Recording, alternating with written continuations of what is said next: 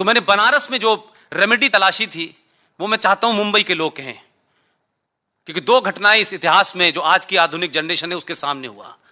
दो हमारे देश में मौतें ऐसी हुई हैं,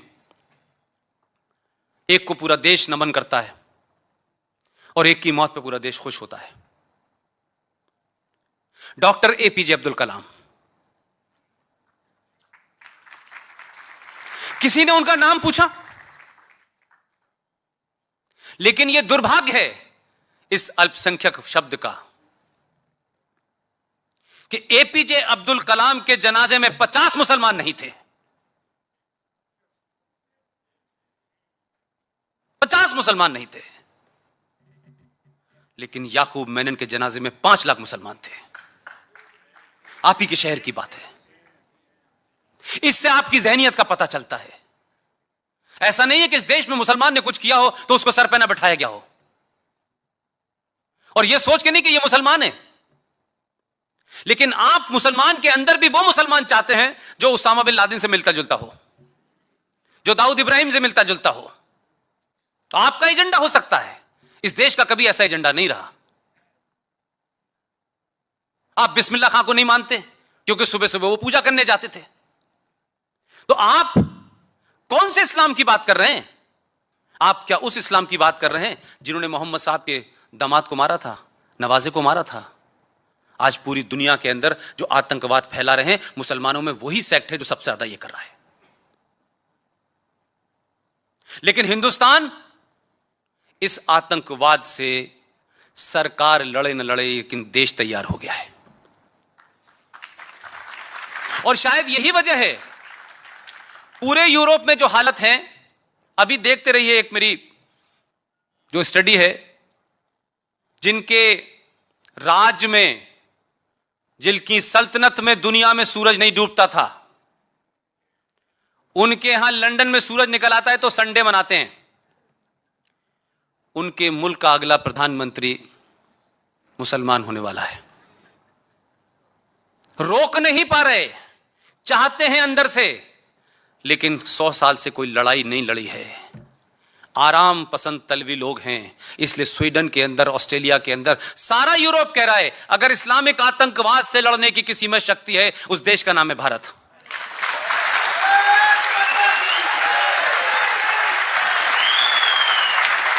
और यह शक्ति आपने ऐसे नहीं की, इस शक्ति को प्राप्त करने के लिए आपने बड़ी लंबी साधना की है। यह साधना का दूसरा चैप्टर शुरू हुआ है 2014 से। आप शांति, शास्त्र, लेकिन अब आपको पता चला शस्त्र भी है। यह महज इत्तफाक नहीं है कि कोई देवी देवता, मैं तो आप जानते हैं जहां पैदा हुआ मैंने देवी देवता क्या मंदिर नहीं देखा था। हर देवी देवता के हाथ में एक हथियार है, यानी देवता हथियार उठा सकता है और उसके भक्त प्रसाद चढ़ाते हैं बस।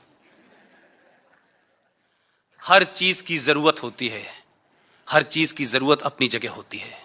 बेवक्त उस जरूरत का इस्तेमाल करने का मतलब नहीं होता।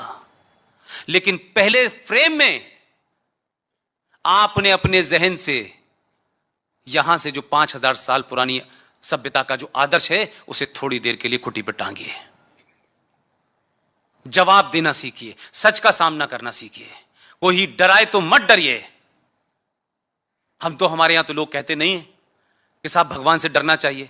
हमारे यहां नहीं कहते, क्योंकि हम तो भगवान से भी शास्त्रार्थ कर लेते हैं, भगवान की गलती पे भी सवाल उठा लेते हैं। भगवान ऐसे क्यों थे, इन्होंने ऐसा क्यों किया, इस पे भी बात कर लेते हैं। लेकिन जो ये कहते हैं कि सिर्फ अल्लाह से डरना चाहिए, वो पता नहीं किससे डर रहे हैं आजकल। सुबह शाम कहते हैं हम तो अल्लाह से डरते हैं। अल्लाह से डरो, अल्लाह से। अब तुम उसे अल्लाह तो नहीं मान रहे, ये तुम्हारी गलती है, हमारी गलती नहीं है। हमारे लिए एक इंसान है, तो तुम इतने क्यों डरे हुए हो भाई? कुरान मजीद में लिखा है कि जब आपका वक्त आएगा तो ये नस जो है आपकी, इसकी जगह मुकर्रर है, ना 1 सेकंड इधर होगा ना 1 सेकंड उधर होगा, और जब उसकी मर्जी होगी तभी वो जाएगा। तो आप उससे डर रहे हैं। इसी में कहता हूं मुसलमानों, कुरान शरीफ को ढंग से पढ़ो, सेलेक्टिव मत हो। उसी कुरान मजीद में लिखा है सूरह यासीन में कि मैंने तुम्हें दुनिया की सारी नायाब चीजें दी हैं, सब कुछ तुमको दिया है, सिर्फ एक ही शर्त है कि जो मैंने तुम्हें रास्ता बताया है नेकी का, उसी पे चलना, और अगर इससे हटे तो मैं इसी धरती पे लोगों को भेजूंगा जो तुम्हें रास्ते पे लाएंगे।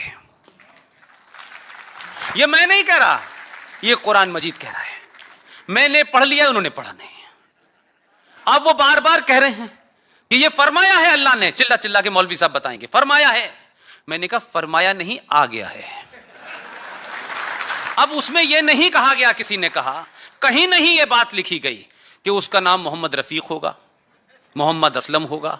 यह बात अलग है कि आपकी छोटी सोच यह है कि 23 मई 2019 को किसी खातून के घर में एक बेटा पैदा हुआ। वो बेचारी नरेंद्र मोदी से इतनी मुतासिर थी, इतनी इन्फ्लुएंस थी, उसने अपने बेटे का नाम रख दिया नरेंद्र मोदी।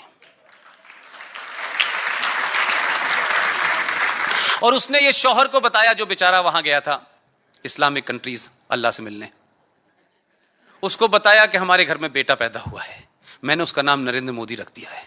क्या तूफान आ गया, तूफान आ गया साहब।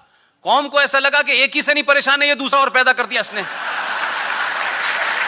इस वाले को तो हम झेल लेंगे, 10-5 साल की बात है, ये तो फिर आगे फिर खड़ा हो जाएगा। इतना मजबूर किया कि उस बेचारी ने नाम ही बदल दिया, उसका नाम आफ्ताब आलम हो गया है। तो मैंने कहा साफ साफ कि आप कुरान मजीद को भी सच मायनों में पढ़ लें, इन टोटलिटी में पढ़ लें, कुछ सेलेक्टिव होके पढ़ लें, तो कहीं अल्लाह ने यह नहीं कहा कि यह कुरान जो है सिर्फ मुसलमानों के लिए है। शब्द मुसलमान अपने आप में अलग चीज है। मुसलमान मतलब जिसका मुसल्लत ईमान हो, जिसका कंप्लीट ईमान हो, वही मुसलमान कहलाएगा। अगर वो पुष्पेंद्र का है तो वो भी हो सकता है, लेकिन क्योंकि मेरा नाम पुष्पेंद्र है, ललित अंबरदार है, सुशील पंडित है, RSN सिंह साहब है, तो नहीं होगा, क्योंकि नाम से मामला फंसा हुआ है।